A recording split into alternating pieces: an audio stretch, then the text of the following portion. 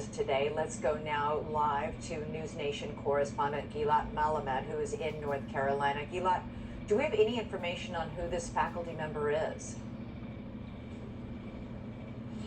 No, at this time, Chancellor Kevin Guskowitz and other officials here at the University of North Carolina have not released the name of that faculty member. Of course, they're saying their thoughts are with their family, but that's something that they're not ready to release at this time. Gilad, about an hour or so ago, the school did release a picture of a person of interest. Is that the person who is now under arrest for shooting?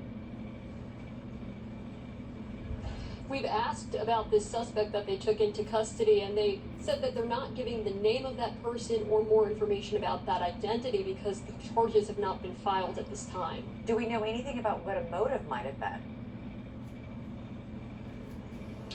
That's something that I asked them about. I asked the chief of police here at the University of North Carolina, Chapel Hill, is there a motive? They said no, that's not something they're able to say. And also, if this suspect knew the faculty member who was killed, if there was any connection between them, that's also something that they said will come through this investigation. And of course, they are looking to ask the suspect a lot of questions about this investigation. Do we know if the suspect was a student on the school?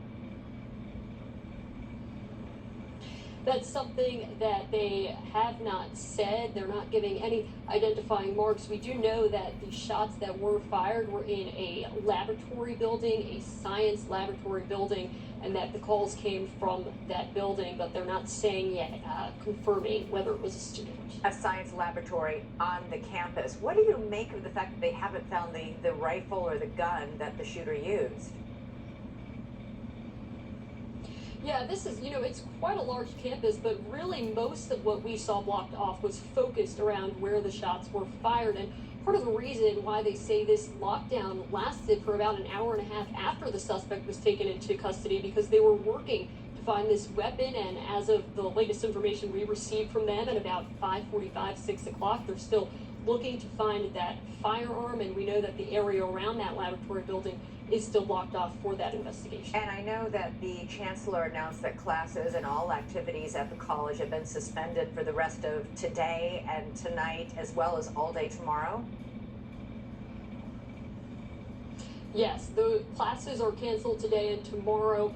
The chancellor also said that an email went out to students and faculty members letting them know about mental health resources that are available here on campus. But while classes are canceled, normal activity is able to resume. So, students can walk around, they can leave their dorms. That all clear was given at 4:15, so they can move freely. But yes, no classes tonight and no classes tomorrow. Yeah, and we saw lots of video of pretty shaken up kids, and you can understand why. It's very